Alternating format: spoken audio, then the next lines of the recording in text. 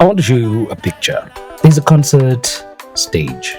It is beautiful. The lights are incredible. The crowd is thousands of people deep, and on that stage, there's a Kenyan artist, one of our most celebrated musicians, dressed in the visual language of African liberation. The hat, the military cut jacket, the deliberate, knowing silhouette of a man who has read his African history and wants you to know it. And in the front row applauding is Emmanuel Macron, President of France. Now, I need you to hold that image in your mind. Hold it. Because this episode is about what that image actually means. Not what we want it to mean, not what the artist wants it to mean, what it actually means. When you follow what it actually means when you follow the receipts. Because earlier in the same week, the same artist had posted something on social media, a defense, a statement, 4 words that became the most debated sentence in Kenya's cultural conversation for 3 solid days. Presence is not submission. Presence is not submission. Now I want to tell you something interesting. I agree with that sentence. Presence is actually not submission. Going to a room does not make you a traitor. Sitting at a table with powerful people does not automatically mean you have sold your soul. But here's what that sentence requires to be true. Here's the thing that makes the difference between presence and decoration, between witness and prop, between diplomat and performer. You have to say something true while you're in that room. So, what did we say? And more importantly, what did we say the last time this exact man, Emmanuel Macron, sat in a room with Africans who had nothing to lose? Because there's a receipt. Because there's a receipt for that too. There's always a receipt. My name is DY, and this is the Kenyan Weekly Pause. And today we're going to follow the evidence, all of it, from the concert stage in Nairobi in 2026 to a lectern in Montpellier in 2021, and from the artists in the room to the citizens who are not in the room but whose liberation everyone in that room was supposedly performing. Stay with me, because this episode goes somewhere. Let us begin with the facts. This is a fact-based show. On the 11th and the 12th of May 2026, the city of Nairobi hosted what was officially called the Africa Forward Summit. Subtitle: Africa-France Partnership for Innovation and Growth. It was co-hosted by President William Samoei Ruto and French President Emmanuel Macron. More than 30 heads of state attended, business leaders, young innovators, artists, diplomats, the works. On its face, this was a significant event. This was the first time France had hosted this kind of summit in an English-speaking African nation. France normally does this kind of thing in Francophone Africa, in the countries it colonized, whose currencies are still tied to the French treasury, whose central bank reserves France still partially holds. But those countries have been throwing France out. Mali, Burkina Faso, Niger. One by one, the countries of the Sahel told France, your soldiers are no longer welcome on our soil. Your ambassador needs to leave. So France pivoted. If Francophone Africa no longer wants us, let us try an Anglophone Africa. Let us try Kenya, the Silicon Savannah and the model of East African growth. The country whose president once told Macron to his face on French soil that Africa was not being heard. And Ruto, in classic sense, said, yes, Kenya is deeply honored to host this summit.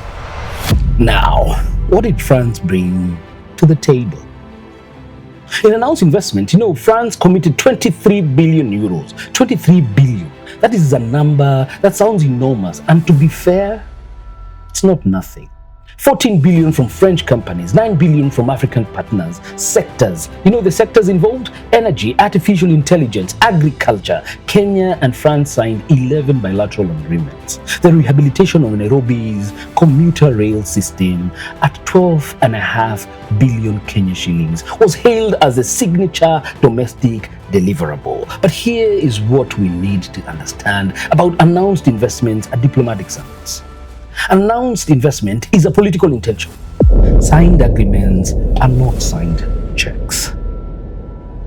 France is clearly searching for renewed relevance, in Africa at least, after setbacks in the Sahel, while Kenya is seeking investment, infrastructure and diplomatic stature. Both sides are pursuing interest. The more important question is whether Kenya is negotiating from a position of institutional strength and strategic clarity. This is a quote from a Kenyan foreign policy analysis. I'll read it again. Both sides are pursuing interests. That is not a scandal. That is how geopolitics actually works. The only question that matters is whether we knew what we were negotiating for and whether we even got it. I don't know the answer to that question yet. Just being honest. If I was to be, categorically pure, I don't know whether we have an answer to that question. And I'm sure neither do you. And neither does President Ruto or even, President Macron. Not yet, at least, because these things take years to manifest. What I do know, though, is that the summit produced a lot of language about sovereignty. Ruto used the word sovereignty 8 times in his closing address. 8 times. And I want to ask, when you need to say a word 8 times in a single speech, what does that tell us about how certain you feel of it? But then, Macron gave the critics all the ammunition they could ever need. Not once, twice. Incident 1, there is a youth session at the University of Nairobi. Artists are on stage. Young entrepreneurs are presenting. The crowd is as crowds of young Africans tend to be. Alive, chattering, vibrating. And Emmanuel Macron, president of French Republic, walked up to the microphone uninvited and told a room full of black Africans to be quiet or leave. His words, total lack of respect. I don't want to even think, because there were other 30 heads of state, Africans, that were in the presence. Our very own president was right there, and I'm sure that wouldn't fly anywhere else in the world. Because you see now, the clip went viral before the session even ended. Former Zimbabwean MP Fadzai Mahere put it plainly on X. Respectfully, Mr. Macron, I don't believe it is courteous or appropriate for you to come onto our continent and talk down at our people like this. They are not your kids. Imagine if a guest of state did the same in your country. Would it fly? It would not fly. And we all know it.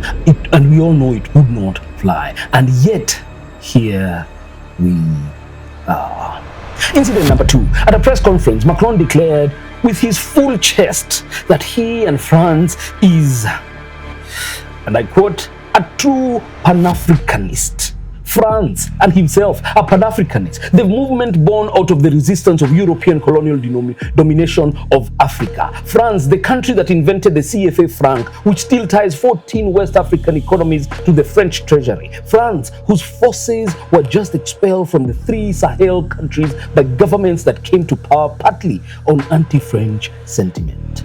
France is the true Pan-Africanist. You cannot write this anywhere else. Now, I want to be precise here, because precision matters on this show.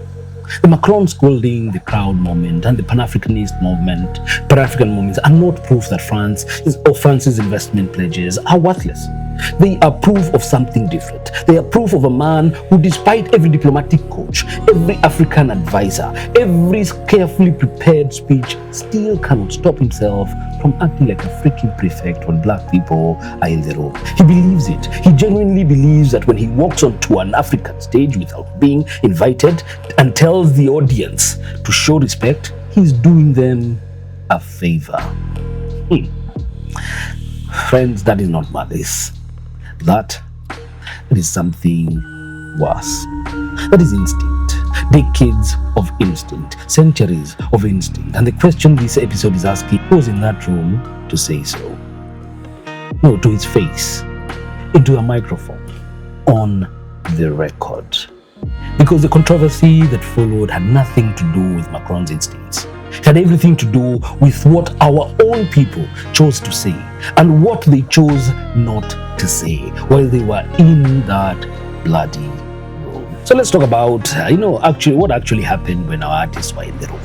On the evening of 11th of May, Macron hosted a private dinner, an exclusive gathering of Kenyan creatives and cultural figures. In attendance, Bien, formerly of Sauti Sol, one of Kenya's most celebrated musicians, his wife, Chiki Kuruka, Dennis Ombachi, known to millions as the roaming chef, actress Sarah Hassan. These are people with real cultural weight in this country. Real followings, real influence. The photos went up on Instagram. Begin with Macron, Ombachi cooking ugali and skuma wiki with the French president in what the press described as a relaxed cultural exchange. Macron briefly starring ugali, and let me say this: he stirred it once and handed it back, which is the most diplomatic, accurate thing that he did all week. Now, the backlash from Kenyans on Twitter, or KOT if you're new here, was immediate. The charge was this: sitting across from Macron is a form of complicity.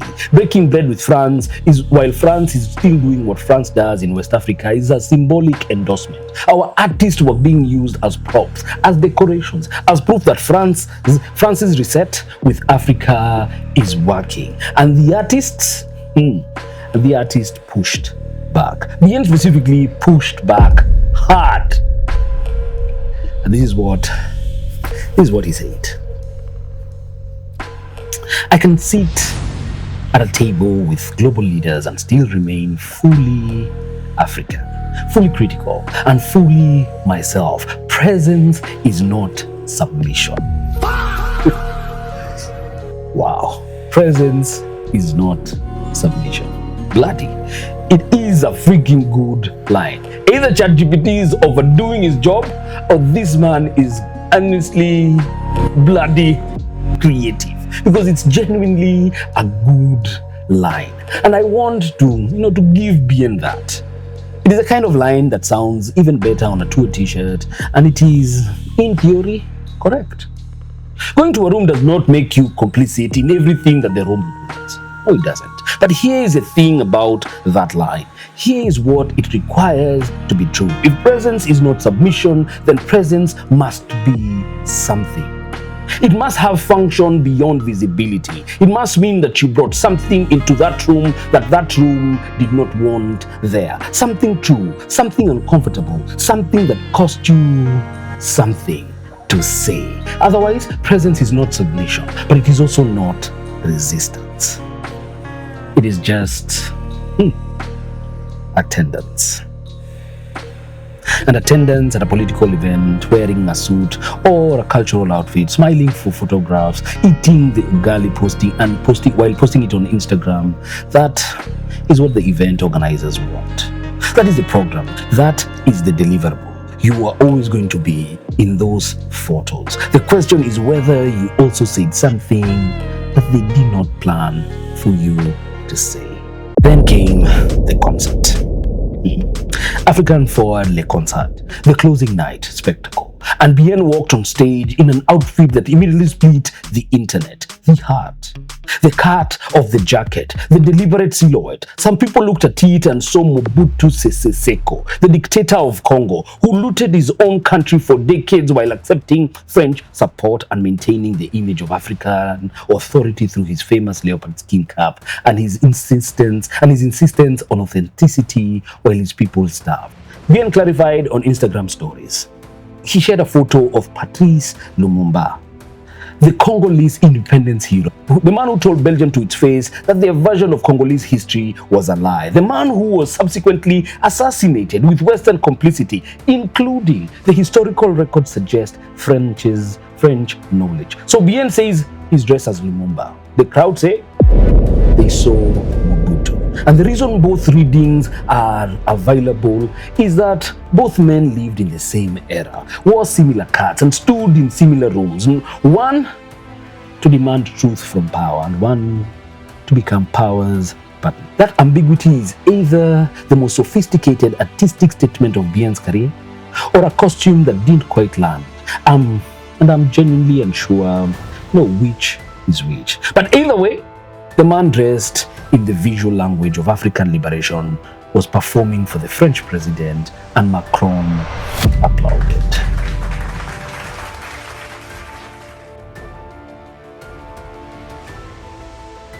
If you were Lumumba on that stage, who was supposed to hear the message? Because Lumumba's message was not performed for Belgian approval. It was performed for the Congolese people against Belgian power. If the liberation costume is the message, where is the microphone? Where are your words? Now, the most articulate pushback from within the creative community came from one Mviri, the storyteller. And I want to be careful here, because Mviri got some things absolutely correct and some things absolutely wrong. And both actually matter. What Mviri got right, artists are not state ornaments. Absolutely correct.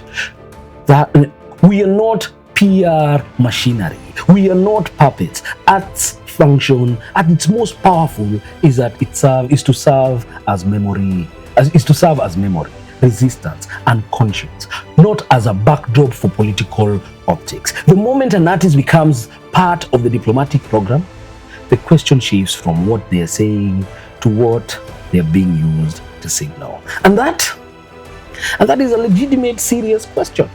Mviri also called out something important, that Pan-Africanism was born out of resistance to colonialism, not associated with those who benefited from it. So, when Macron declares himself a Pan-Africanist and our artists are on stage behind him, the symbolic picture being painted, regardless of intent, is that African cultural validation is available for purchase with the right dinner invitation.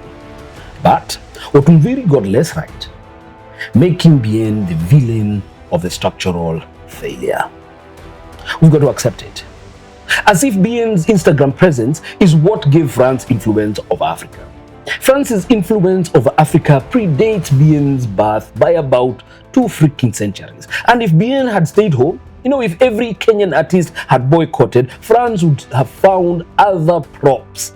Maybe less famous, maybe from a different country. The problem is not that Bien went to dinner. The problem is what that dinner was designed to accomplish, and whether anyone at the table said the thing that disrupted that design. Bien and Mviri subsequently unfollowed each other on Instagram. Hey, I guess this is where we also add into the cosmic value of following and unfollowing one another on Instagram. Yeah, look, we report it as we see it. So, former allies, former mentor and signee, now on opposite sides of a cultural fault line that is actually, underneath everything, a political fault line. The personal cost of that, is real, and I'm not dismissing it. But neither of their positions, not Bien's presence is not submission, or Mviri's artists are not ornaments, names the deeper problem. They are both arguing about individuals and what this specific person should or shouldn't have done. And that is precisely the trap that this episode is about.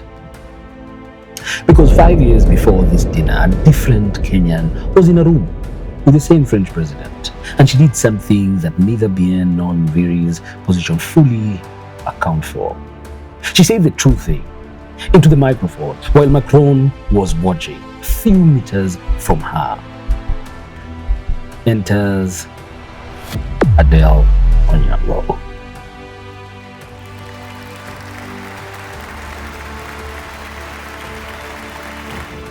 October 8th, 2021, Montpellier, France.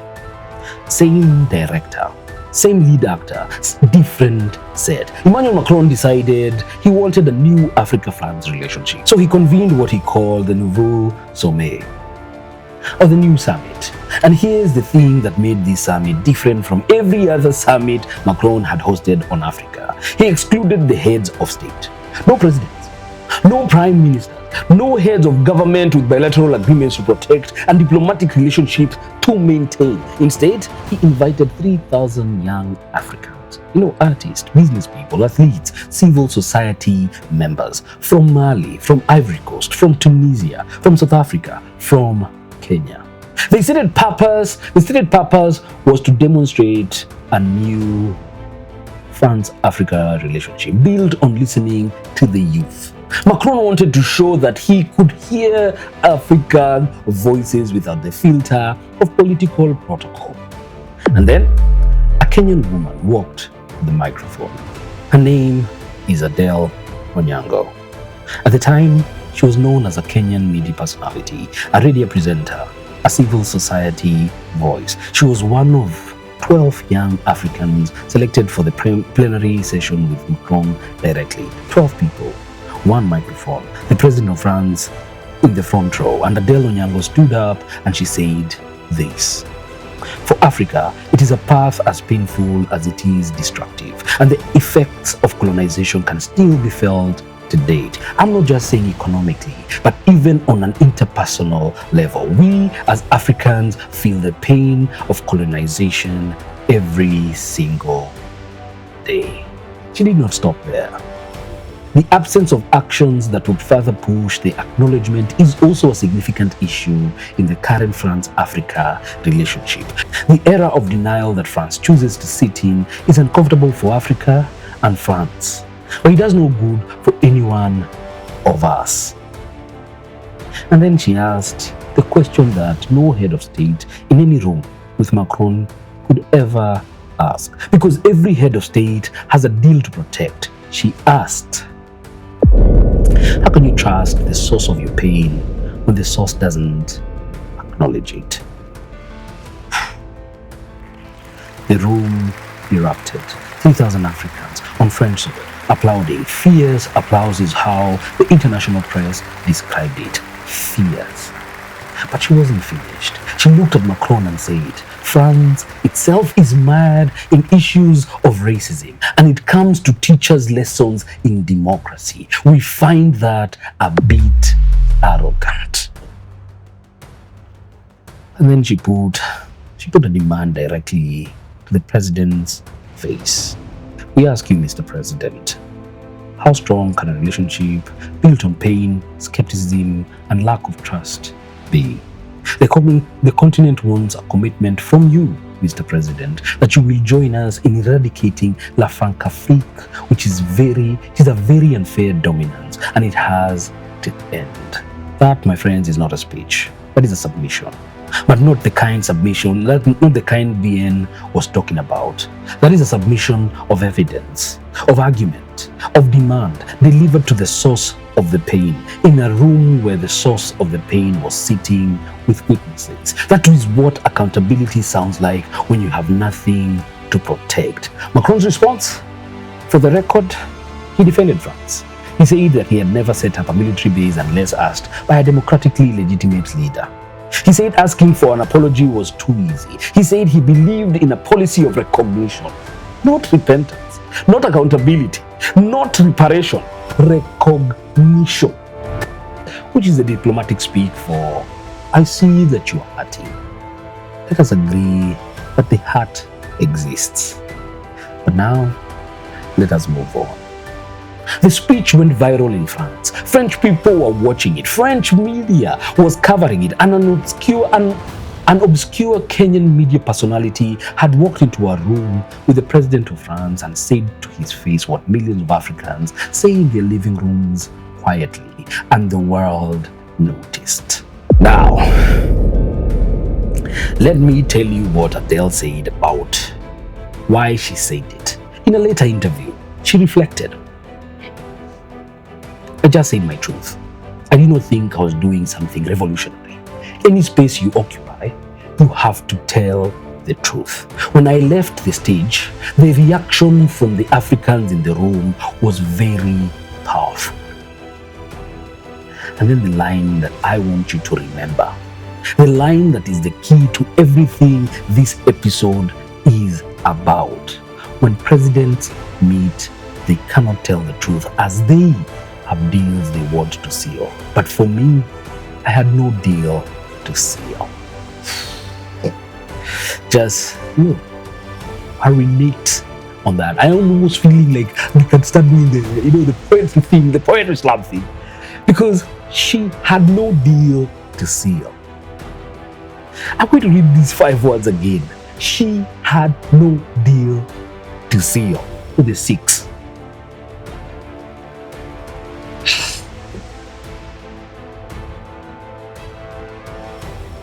That is the difference. Not between courage and cowardice, not between radical and sellout. The difference is structural. The difference is what you bring into the room, and not your ideology, not your outfit, not your following, but your freedom. Whether you are free to say the true thing, or whether your presence in that room will cost you anything if you speak honestly. Adelle walked in free. She was not part of the program. She was not, a scheduled performance. She was not there to give Macron a good photo opportunity. She was invited to speak, and she spoke.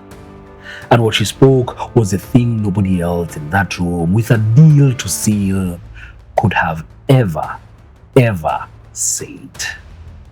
Now, fast forward 5 years. Same man, Nairobi this time. Our city, our concert, our artists. And here's the symmetry that should stop you cold.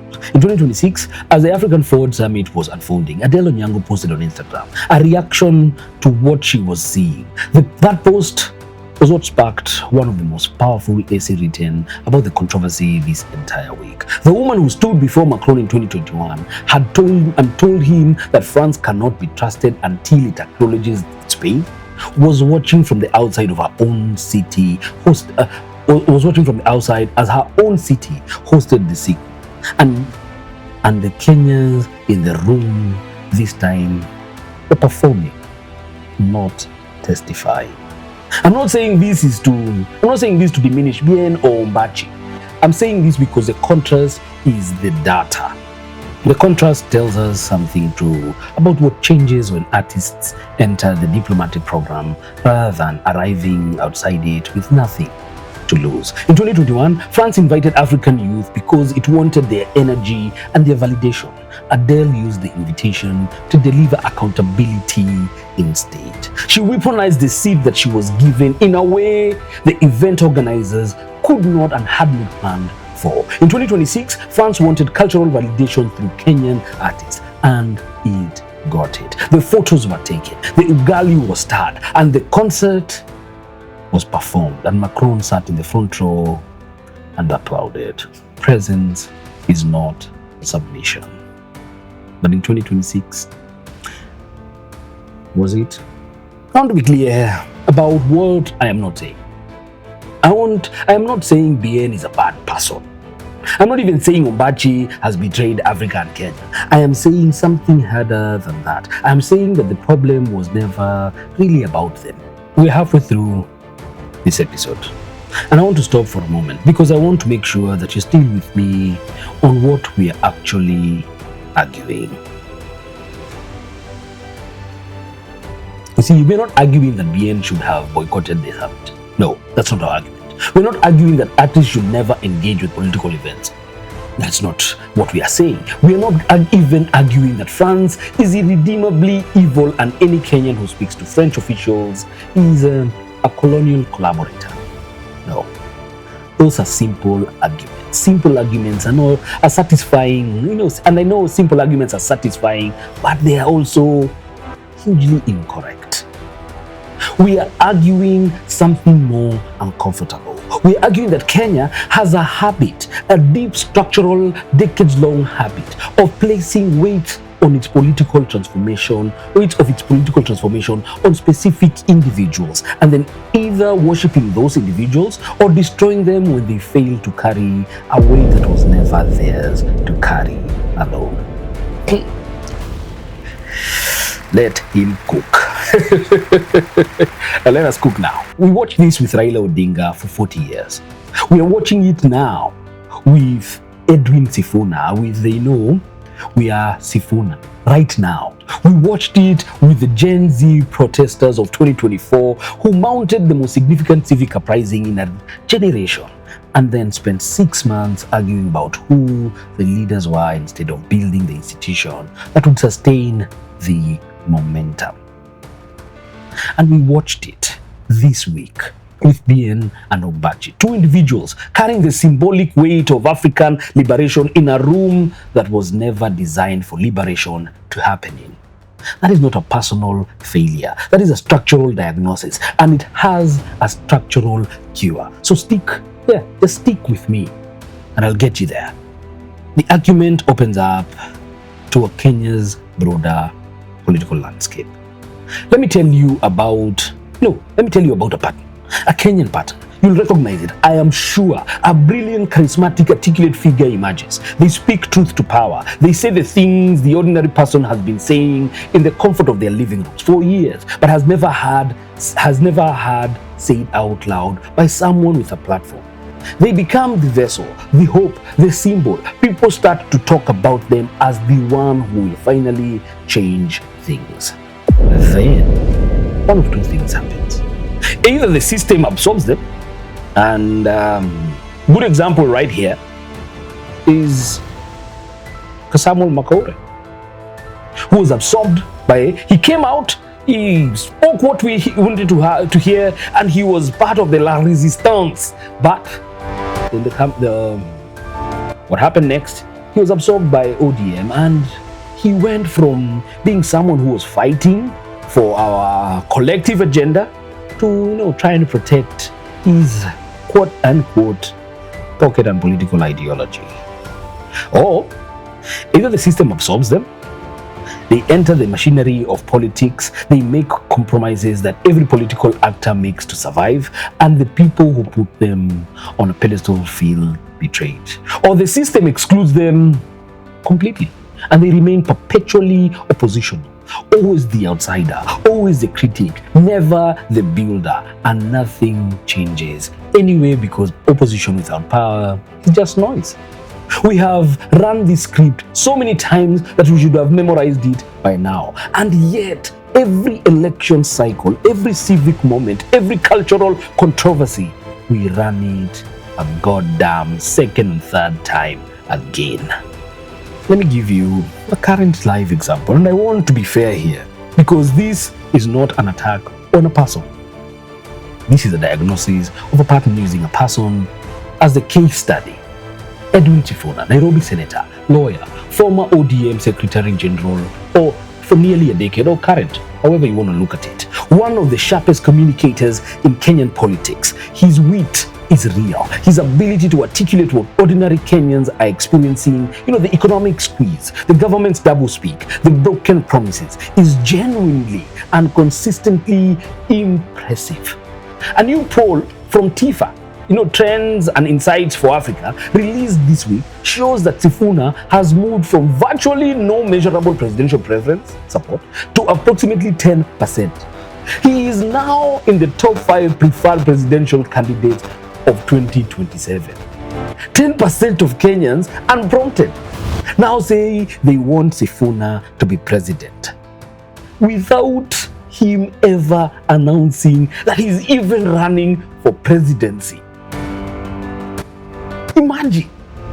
And 6 months ago, that number was invincible. That absolutely is remarkable. That is a testament to what consistent, articulate, public truth-telling can build in a short time. And I want you to hold that remarkable thing in one hand. And in the other hand, I want you to hold this. Sifuna was removed as ODM Secretary General in February 2026 amid claims that he was resisting the party's new strategy after Raila Odinga's death. He now leads a faction called Linda Mwananchi, Protect the People, within ODM. And this week, analysts were reporting that Sifuna has signaled that he could potentially work with Rigathi Gachagua, the former deputy president who was impeached last year but one, in a bid to challenge Ruto in 2027. One analyst described the idea as a political strategy driven more by opposition to Ruto than by a shared vision for the country. Alliances formed without a clear agenda, the analyst warned, often collapse. And a critic of Sifuna from within his own political world used a phrase this week that I think means something important. He called Sifuna moto ya gazeti. Kenyan politics absolutely amazes me. It's rich in its satire and its comedic value. That Edwin Sifuna ni moto ya gazeti, or newspaper fire, something that burns bright for a moment but dies as quickly as it ignites.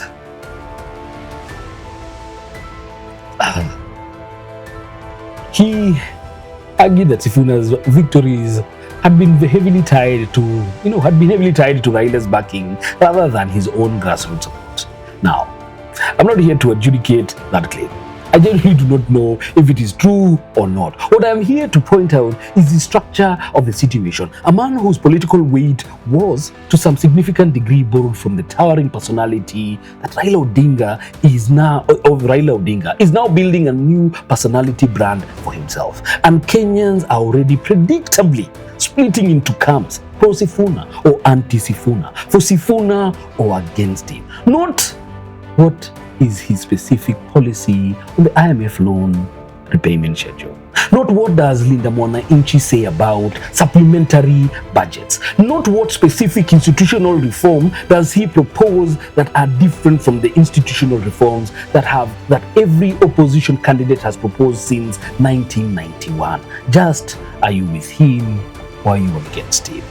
As in, sisi ni Sifuna ama sisi si Sifuna. That, my friends, is personality politics, and it is a disease. Here's the thing about personality politics. It's not a Kenyan invention. It's not even an African invention. It's a universal shortcut that humans take when they do not have the institutional infrastructure to make change feel possible any other way. When the courts are captured and the Electoral Commission is contested and the parliament is for sale and the media is compromised and the civil service has been hollowed out, what is left? The individual, the one brilliant, brave, charismatic person who seems to see it all clearly and say it plainly. We put everything on that one person. Our anger, our hope, our political identity, our sense of what liberation might actually feel like. And then we're shocked, genuinely shocked, every single time when that person turns out, to be human. When they make a compromise, when they align with someone we do not trust, when they sit at a table with a French president and do not say the thing we needed them to say. But the problem was never them. The problem was the weight that we placed on one person's conscience to carry the political transformation of 50-odd million Kenyans. Adelle Onyango walked into that room in 2021 and said something true and powerful, and it went viral, and it mattered. And then Emmanuel Macron continued to do exactly what Emmanuel Macron does. Because one brave speech, however true, however viral, does not change the structural relationship between France and Africa. That relationship changes when the citizens of African countries build institutions strong enough to negotiate from strength rather than from need. When Kenya does not need the French rail investment so badly, it cannot afford to say what Adele said at the microphone.